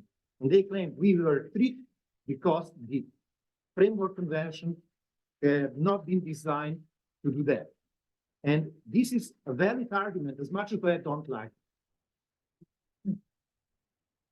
And what I would like to see actually is that simultaneously with implementation of the Framework Convention, we would make an attempt to first develop guidelines and political proposals using the path that was paved by the Helsinki process to actually open a space to be able to address those issues and hopefully to adopt either additional protocols or a new instrument regulating that. I'm afraid that we are not aware of the backlash that some of the activities have actually caused. And again, I'm all in favor for broadening, deepening, extending minority protection. Furthermore, I believe that rather than observing traditional, territorial, personal, we also need to actually explore functional protection of minorities and persons belonging to minorities. I'm always using both dimensions here. And what I consider extremely important is that we try to create a kind of manuals that would be tailor-made for minorities and persons belonging to different minorities that they could use. That would, for all of them, provide some basic common denominators, minimal standards, and then considering their situation, needs, interests, actually adding additional elements to it. I know it's ideal. I told you immediately it is utopian. However, I would still advocate that. And we were asked what should be the positive elements that the academic community can contribute. And this is one. And I'll explain later on how I believe this might be possible. The second question was the question of multiculturalism, interculturalism, communities, social organization, and also the issue of economy. And I agree that the issue of economy is frequently being forgotten. And this is actually one of the weak points also of the Framework Convention, to be quite honest. And by the way, a few tried to actually enter direct reference to economic participation and inclusion also in the convention, which then later on did not actually make it through that way as it was intended. I would guess that we frequently forget that it is a fact that our societies are multicultural. However, multiculturalism and interculturalism are ideologies and policies. And are they dead or not? I would say that they have never even been born properly. There were some attempts to start them, but we are at the very beginning of this concept. Canadians made some progress in the 1970s and 80s, and then it somehow was watered down. In Europe, we made some progress, especially at the time of the fall of the Berlin Wall, when also the Framework Convention was drafted. There was some optimism, but the optimism has disappeared. And I would say it is not bad. However, we should find the way to advertise it and to sell it to the public. And how do we do that? Probably by showing that there is a common interest, that those principles and those ideologies are actually followed. With regard to evolution of security, I would like to point that when COPs actually started to develop the concept, this was the end of Middle Ages and the beginning of the new era, it was viewed and observed quite narrowly. But now I think we have additional tools that are extremely important. And I guess what we should address in this context is particularly the issue of human security. And the human security is the one that brings in community, that brings in social organization, that brings in economy as well. That actually allows for normal existence of individuals, hopefully not only in Europe, but worldwide, and that actually allows for inclusion. And I believe that this is also one of the elements that we can use to actually sell the idea of multiculturalism and interculturalism. So how to prevent the negative scenario? I wish I had the answer. I don't have a clear answer to that. What I think is the obligation of the academic community to do is to point out the possible negative consequences of those negative developments, of rise of populism, of rise of nationalism, of rise of all exclusive concepts that are these days dominating populist political spectrum. And I would guess that the best way of doing that is by bringing those issues to education, by bringing those issues into media, and by publicly addressing those issues whenever possible. That is what the academic community can do. We might not be very successful in that. However, it is worth trying. Actually, you don't need to be saturnized if you, I know, so am I occasionally, but when I'm trying to present those issues as comparative and competitive advantages of a certain society, then people tend to change their view. And I think that what we will need to do in the future is We will need to connect them with the issue of sustainable development. We will need to connect them with the issues of green economy. We will need to actually connect those issues to the issues of inclusive societies that could provide better conditions for everybody and that could provide some perspective, particularly to those in European and global periphery who now seem to be futureless. And now to the point how we should proceed. Above all, we should avoid paternalism. This usually, rather than attracts, actually drives people away. So what I would suggest in this context is that we should try to present diversities as comparative advantage. How do I do that with my students? I would tell them, okay, please tell me, how did the local national cuisine look in the 19th century? And then I ask them, what are your favorite dishes? And this would be Italian, Chinese, all over the world. And I said, look, diversity is not a problem. It could be a problem occasionally if we don't manage it properly. However, if we do manage it properly, we can all benefit. If we promote diversity, then we can actually build upon potentials, creative potentials that exist in all segments of society. And it's not just minorities, ethnic minorities that are being excluded. I mean, look how many social clusters and classes are being excluded from the economic, social, political life. So I guess what we should be doing is, rather than defending our own narrow position, we should try to form a coalition and alliances that can bring about certain change, even though minimal initially. And I would here like to stress that it is extremely important that people are being presented that diversity, in order to bring advantages to everyone, needs to be regulated and managed. It is not diversity by itself that actually creates conflicts and problems. Rather, it is the lack of mechanism and of knowledge how to manage it, how to actually create some common interests that can then produce some result. And I would end here. I'm so disappointed usually when I see that this is being overlooked. For example, in the Dayton Constitution of Bosnia and Herzegovina, and I will end here, there was provision on actually these corporations that should bring together through economic cooperation all three segments, main segments of the society. However, this was the first part that was being abolished. And you know why?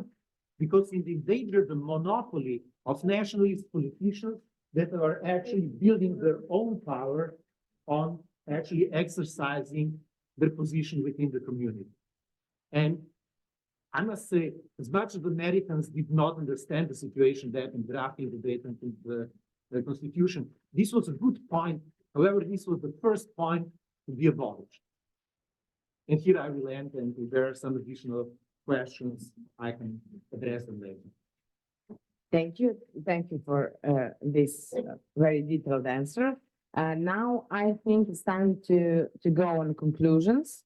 And I will just invite Goran Basic to make some remarks in general about our conclusions from this discussion that we had. I would just say that I think we have three important words here: implementation, impacts, and effects.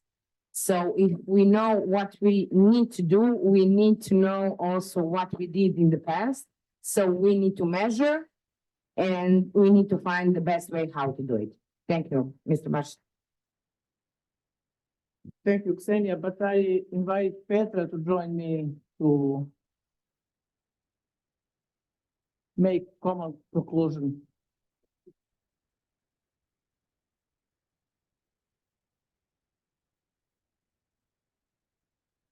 Petra, možete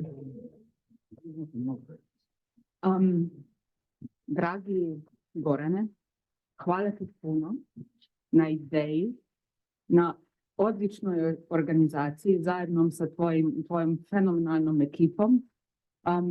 Jedan veliki pljesak. Hvala puno.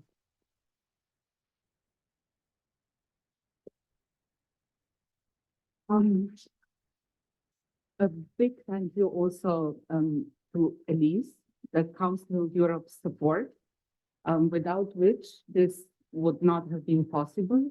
We truly appreciate your endeavor and your support, which is not to be taken for granted. The organization has got many different priorities and many different challenges, and we truly are grateful for your support.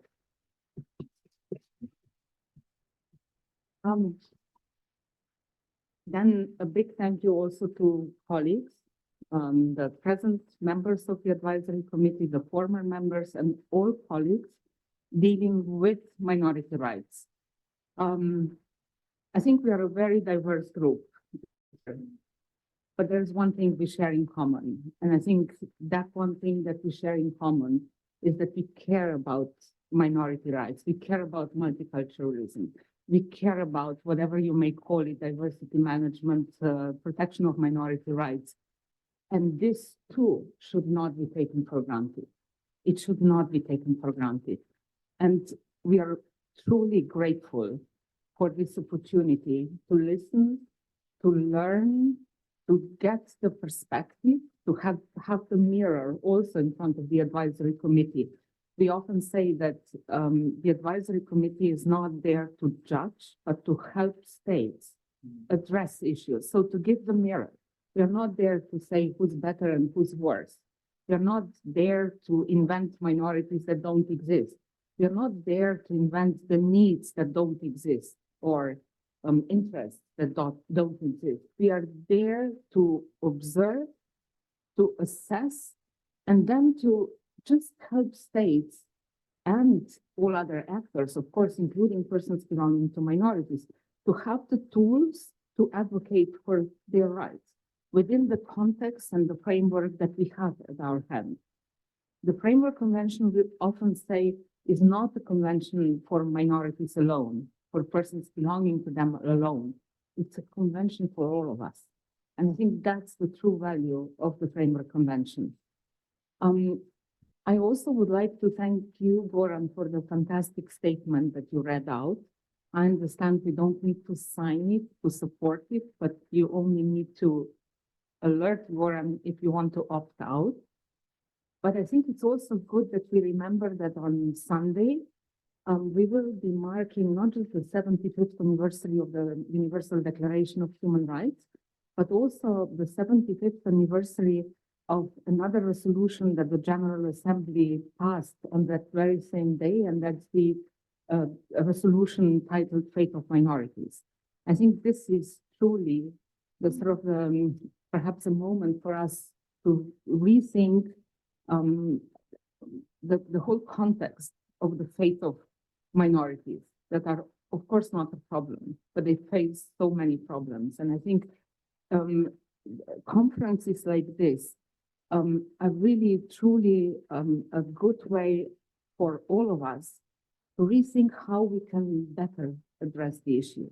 Because I think what is really at stake, and this is something, my last sentence, I had the opportunity last week to co-chair the UN Forum on Minority Issues, and I said one, I think, important issue, and that is that when we deal with minority rights, when we try to address multiculturalism, as Goran would say, what we really deal with is the one dilemma, I think, for all of us. Do we truly want to help everyone live in a dignified life? So dignity for all, or only dignity for some? I think this is really at stake. Thank you so much for your contribution.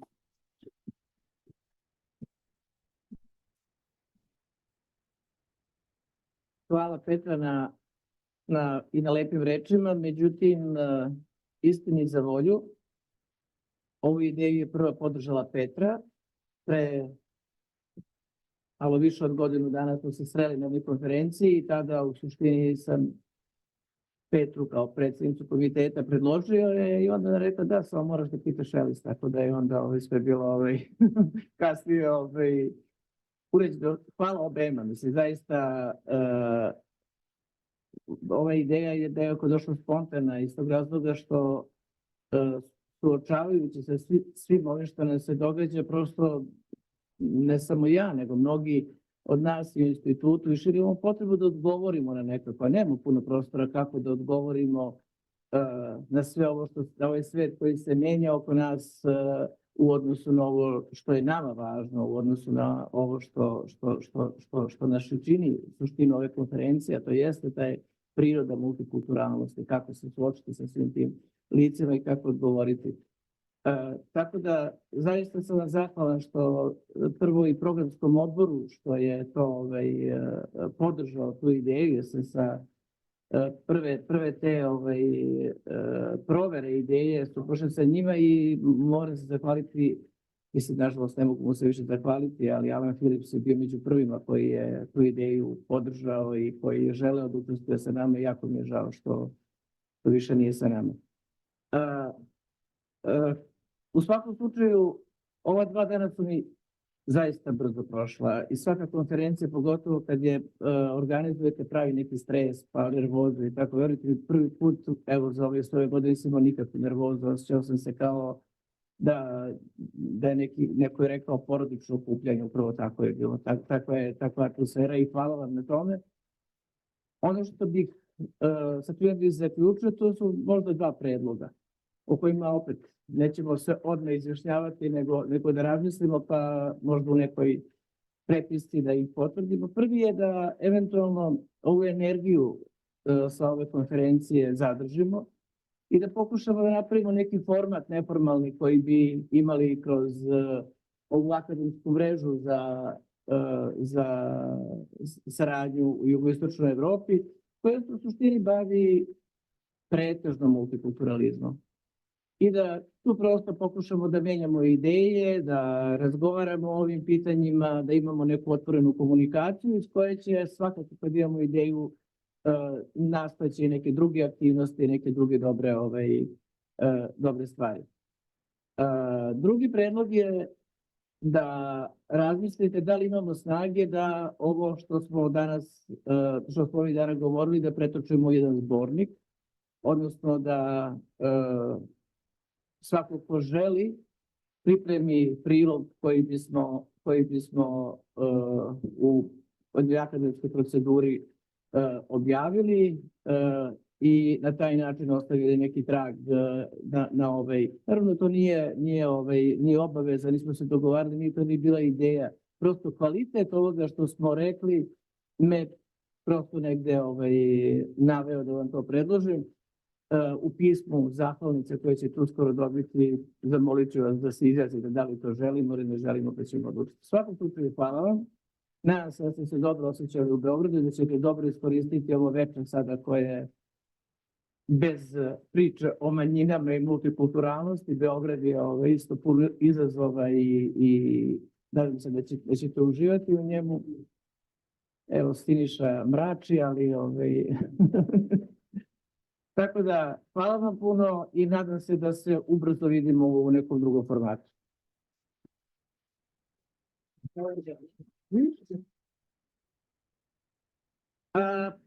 Petra me opominje i to je moja zaista sada neopreznost. Zahvaljujem se prevodilicama koje su hrabro izdržale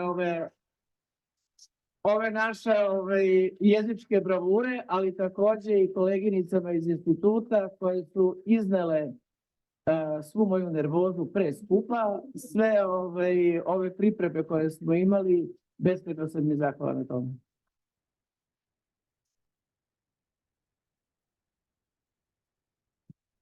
Please go ahead. Won't keep you for more than a minute, but I have to say, I come from another part of Europe than most of you, from the far north. And when I lecture, I often say that in the Balkans, they are much better at at multiculturalism than what we are in Sweden. And it's true. That's why we need to have a truth commission for the Sami people, because we have to discover that we too have a multicultural history and present. But I don't want us to lose hope, because listening to you now this afternoon, I have been on country visits both to Serbia and Croatia and follow-up meetings both in Serbia and Croatia. And I can see your frustration when you talk of the lack of effects for national minorities. But you have mentioned that you have legal framework where the principles of the Framework Convention are incorporated in national legislation. Already that is a big step forward. So really, I agree with you about the political climate, but let's be pragmatic and practical more than into principles, because I mean, I love principles and I could talk forever about them. But let's try and gather good examples. We can help each other to do that, maybe within the network that Warren was mentioning. And then try in all the ways we can, from the advisory committee, from the academia, to help politicians to see the small steps forward to implement my favorite article. I just have to read it to you so that you walk away with it.